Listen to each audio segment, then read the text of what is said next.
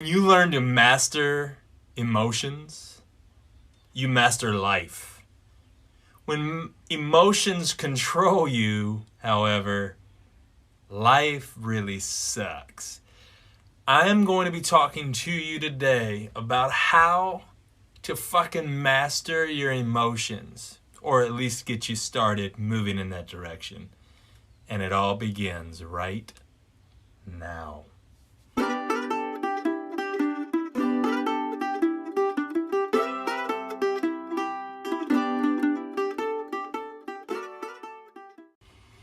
You see, we are always attracting, creating, and manifesting, but it's time to do it on purpose. The number one way that we create, that we attract, that we manifest is through our emotions. When our emotions aren't in agreement or in synchronization with the thing that we want to create, attract, or manifest, we won't create, attract, or manifest it. If you want to create wealth, you can't do it while vibrating at a poverty frequency. It just doesn't work that way. This is very, very simple. You must become what you want to be. In other words, you become it in your imagination before you can ever be it in actuality or in manifestation. You see, the only reason why we ever do anything is so that we can feel different. When we when we buy new clothes, we do it so that we can feel different. When we go to the park, we do it so that we can get out in nature and feel alive. When we go to the dance club, we do it so that we can feel attractive or sexy. We're always doing something so that we can feel differently. These feelings are absolute key. When emotions control you, this equals failure. When you control emotions, this equals success. In order for us to begin to really tap this, we need to understand how to create the emotions that are ultimately going to create the desired outcome. Or in other words, we need to learn how to assume the mood of the fulfilled desire. Let me tell you a little story about one of my clients. He came to me with an idea. It was like one of our coaching sessions, and he came to me with this idea, and he said, Silas, I've got this whole brand new idea. I've never worked in this industry. I've never worked in this field before, but I have this concept that's kind of been going around in my mind, and the only person that I've talked to about it is my brother. I want to get some feedback from you. And so he began to share with me this concept that he had locked in his mind. So I asked him, I said, can you see it? Can you clearly see this thing and what it could be? He said, I absolutely can see it. It's very vivid. It's lucid.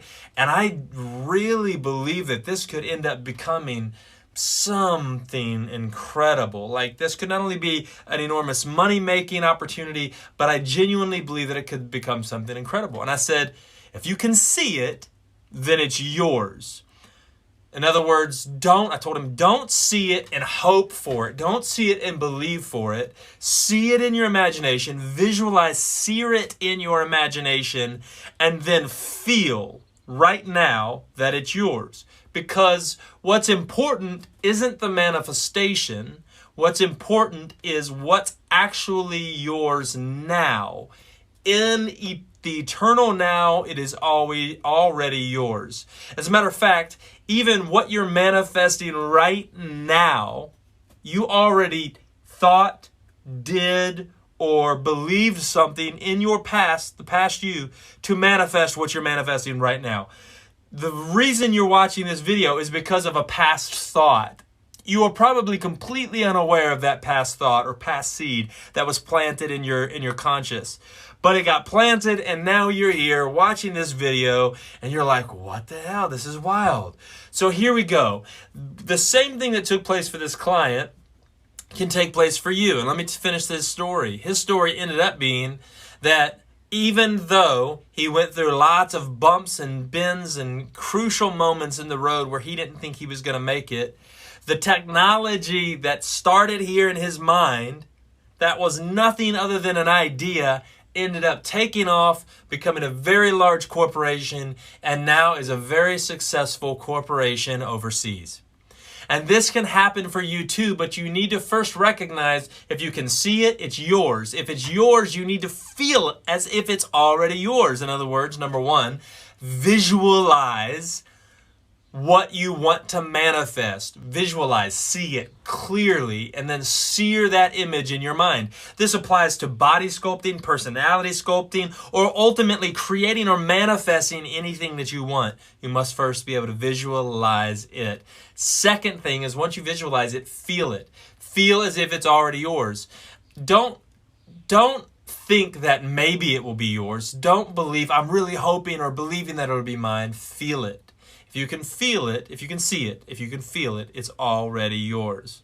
So to manifest the body, the wealth, the relationship that you want to manifest, or ultimately in any area, in any aspect of life, in any area of life, you must be able to practice feeling or assuming the mood of a fulfilled desire. You know the old saying, you are what you eat? I'm telling you, you are what you feel. That's right. You are what you feel. If you feel sad, you're sad. If you feel happy, you're happy. You are what you feel. If you feel rich, you're rich. If you feel poor, you're poor. And so, if it begins in your mind in the feeling, then we need to learn how to change the feeling in order to change the fulfilled desire. Assume the mood of a fulfilled desire. I'm going to drop a link below. You need to go to that link. You need to check out that link, because we're actually going to be doing an entire course on emotional mastery later in this year. It might actually be beginning of 2021, but we're going to be doing an emotional mastery course, a life artistry course that is going to really awaken this in a brand new way. And this is just going to be one of the small things that we're going to be diving into in that course. I strongly encourage you to check it out. Drop your comments below. And remember, the more you awaken, the more you play.